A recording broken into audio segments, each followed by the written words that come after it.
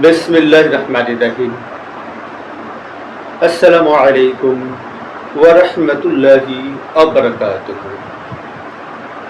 আমি মোহাম্মদ আমিনুল এহসান মোল্লা। আমি আপনাদের সম্মুখে আমার রচিত একটি কবিতা উপস্থাপন করতে চাই। আমার কবিতার নাম হে আমার অতুল্য পিতা। হে আমার অতুল্য পিতা মোহাম্মদ আবুল হোসেন মোল্লা, তুমি আমার জীবনের সেই নীরব আলো, যা নিভে যায় না কখনো, যার উষ্ণতায় আমি আজও বাঁচি, আজও পথ খুঁজি। হে আমার অতুল্য পিতা মোহাম্মদ আবুল হোসেন মোল্লা, তুমি শুধু পিতা নও, তুমি এক জীবন্ত আশ্রয়, যেখানে আমি হারিয়ে গেলেও ফিরে আসার ঠিকানা খুঁজে পাই। তোমার উপস্থিতি আমার জীবনের সবচেয়ে বড় নিরাপত্তা। হে আমার অতুল্য পিতা মোহাম্মদ আবুল হোসেন মোল্লা, তুমি আমার জীবনের সেই নীরব আলো, যা নিভে যায় না কখনো। তোমার মুখে ছিল না অহংকারের ছায়া, তোমার চোখে ছিল না প্রতিশোধের আগুন, ছিল শুধু শান্ত এক গভীরতা, যেখানে মানুষকে ক্ষমা করাই ছিল সবচেয়ে বড় শক্তি। একদিন তুমি আঘাতে পেয়েছিলে নির্মমভাবে, তোমাকে মাথায় আঘাত করা হয়েছিল, তুমি রক্তে রঞ্জিত হয়েছিলে, প্রচন্ড চিৎকার করেছিলে, মাটিতে লুটিয়ে পড়েছিলে। কেউ ছিল না তোমাকে সাহায্য করার। রক্তাক্ত শরীরে অন্ধকার পথে মৃত্যুর মুখে দাঁড়িয়ে তুমি ছুটেছিলে বাড়ির পানে। স্ত্রী সন্তান দৌড়ে এসে তোমাকে নিল। তুমি মৃত্যুর পহর গুনছিলে, রক্তে ভিজেছিল তোমার নিঃশব্দ স্বরে। তবু তুমি বলনি, তবু তুমি অভিযোগ করনি, কে তোমাকে আঘাত করেছিল, কে তোমাকে হত্যা করতে চেয়েছিল। তুমি ওদেরকে চিনেছিলে, শুধু এতটুকুই বলেছিলে, হে বাবা, আমি প্রতিশোধ নিতে এই পৃথিবীতে আসিনি, আমি অভিযোগ করতে আসিনি। তুমি শুধু বলেছিলে,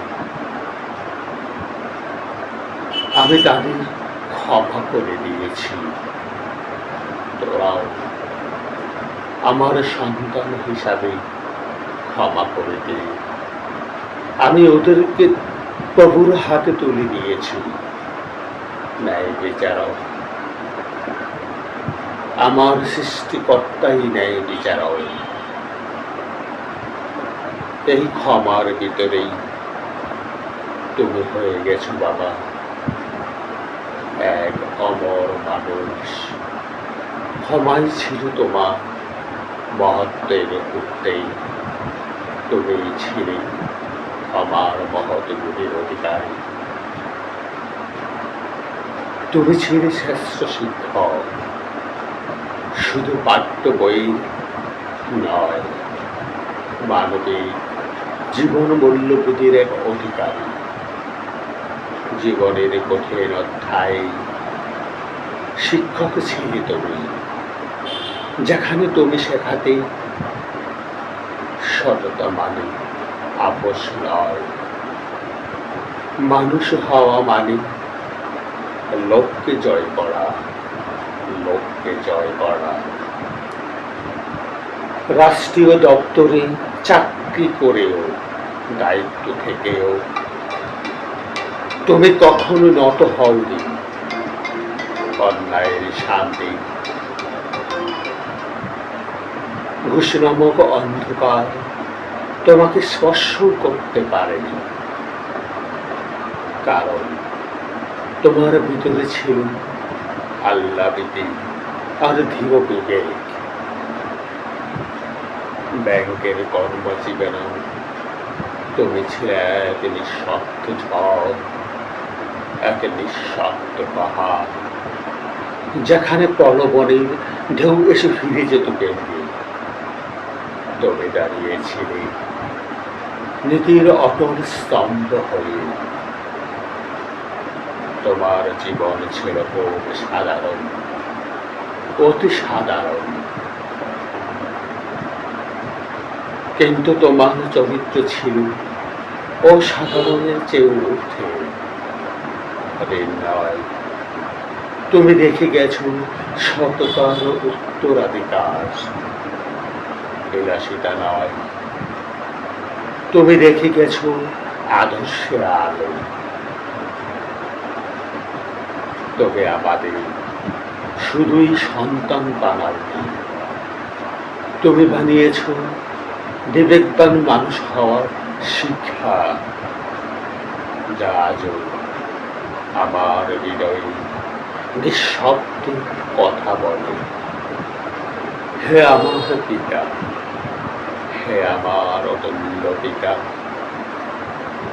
তুমি আমার প্রতিদিনের গর্ব, আমার নিঃশব্দ কান্না।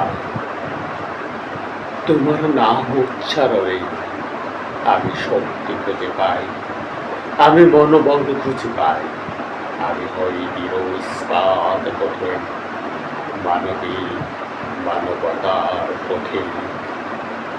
তুমি জীবিত, তাই আমার দোয়া প্রতিদিন বেঁচে থাকো।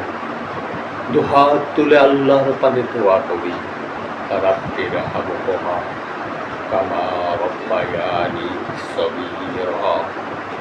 হে আমার প্রভু, হে আমার আল্লাহ, আমার এই পিতাকে সুস্থ বরকত তুমি দীর্ঘায়ু দান করুন, তার জীবনকে শান্তি ও সম্মানে ভরে দাও। আমিন সুবহানাল্লাহ। আল্লাহ হাফেজ।